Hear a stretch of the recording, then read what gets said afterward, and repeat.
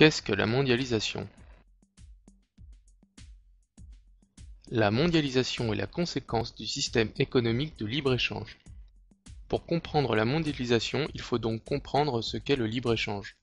Le libre-échange a été théorisé par Adam Smith au XVIIIe siècle.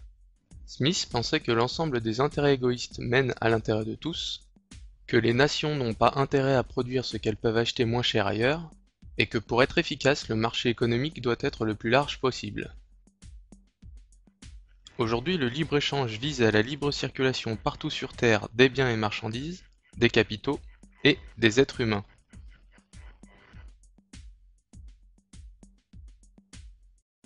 Les nations qui contrôlaient avant le marché se retrouvent sans aucun moyen d'agir sur lui. C'est donc maintenant le marché qui dicte ses règles, car les nations ont abandonné le contrôle de leurs frontières et le contrôle de leur économie nationale. Le problème, c'est que nous vivons dans un monde dans lequel les nations sont inégales à plusieurs points de vue. Du côté des nations développées, on respecte les travailleurs. On ne fait pas travailler nos enfants, et une certaine solidarité sociale a été mise en place. A contrario, dans les pays non développés, les travailleurs sont très mal payés. Les enfants sont très souvent exploités, et la misère y est très développée. En plus des inégalités sociales, nous pouvons remarquer que les nations sont inégales sur le plan de la fiscalité. Une nation comme la France met en place des taxes pour financer la structure de l'État.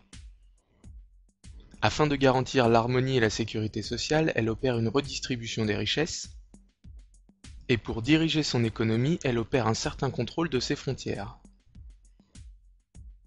A l'inverse, certains États appelés paradis fiscaux ne prélèvent aucune taxe à leurs investisseurs étrangers. De plus, ils cultivent le secret bancaire de sorte qu'il est impossible de savoir qui possède quoi et ce qu'il fait avec. C'est notamment ce qui permet aux différents trafics d'armes et de drogue de rester discrets. Essayons maintenant de comprendre à qui profite le système. Ce qui fait la richesse de la France, ce sont ses outils de production très performants. Ces outils rendent le travail plus productif et nous permettent de travailler moins pour produire plus. En quelque sorte, c'est de notre niveau technologique que découle notre pouvoir d'achat.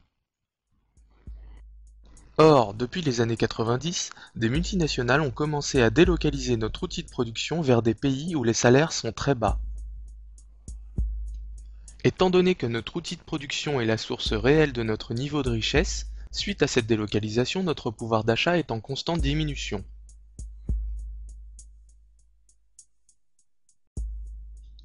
Or, un pays qui produit de moins en moins ne peut continuer à consommer autant, à moins de s'endetter.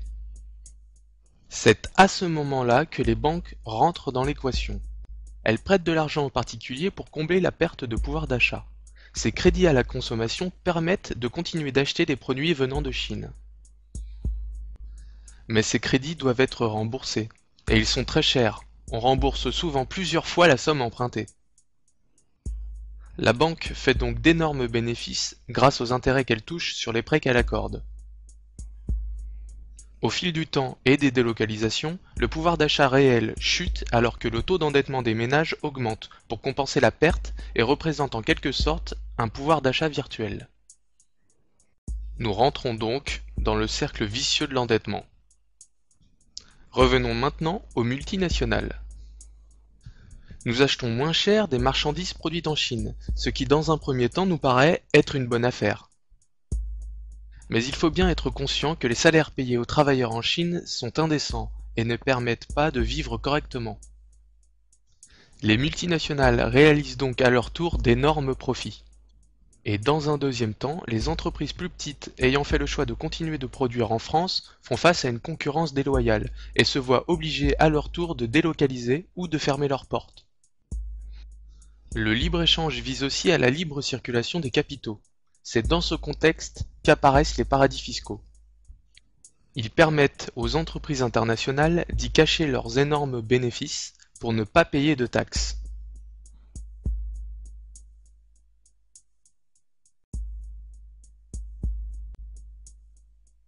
On constate que ce système est mauvais pour le travailleur français, qui perd son emploi et qui à terme perdra ses acquis sociaux, mais aussi pour le travailleur chinois vivant dans une dictature, qui sera maintenu sous contrôle par la force. Et comme on trouvera toujours sur Terre des dictatures, où l'on peut payer des travailleurs une misère, on peut résumer en disant que ce système est mauvais pour les travailleurs de toutes les nations, les travailleurs des pays libres étant à terme obligés d'aligner leur salaire sur celui des travailleurs vivant dans des dictatures.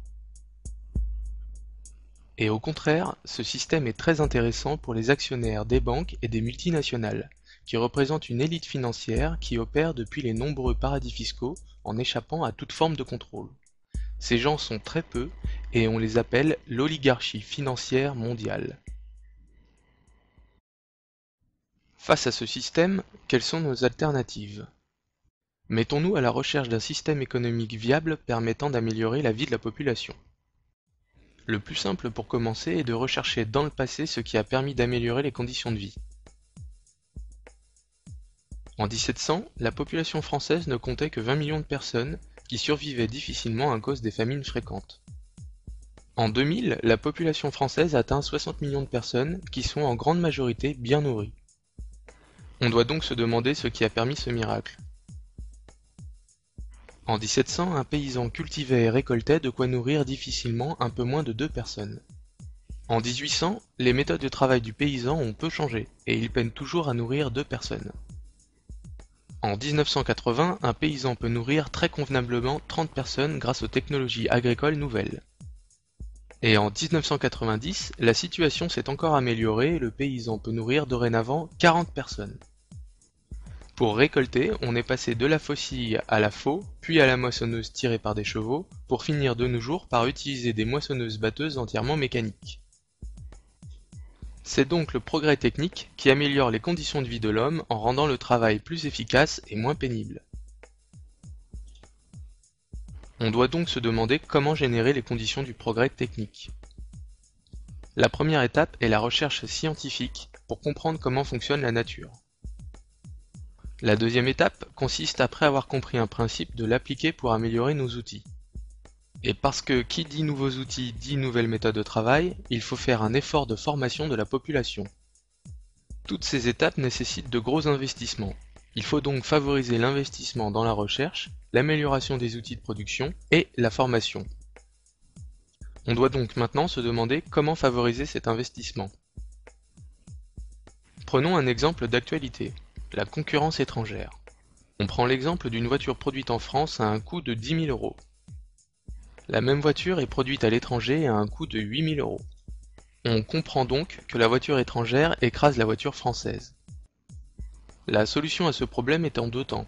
Premièrement, on introduit une taxe à l'importation permettant de rétablir une concurrence loyale entre les deux voitures. La voiture étrangère passe à 11 000 euros, et la concurrence s'établit alors en faveur du produit français. Et c'est seulement maintenant qu'il devient possible d'investir dans l'amélioration des usines françaises en introduisant des machines plus efficaces permettant d'effectuer la même tâche en moins de temps avec moins de pénibilité pour l'ouvrier. On augmente ainsi le nombre de voitures produites, ce qui a pour effet de réduire le prix de la voiture française à 7 000 euros. On pourra ensuite retirer les taxes à l'importation.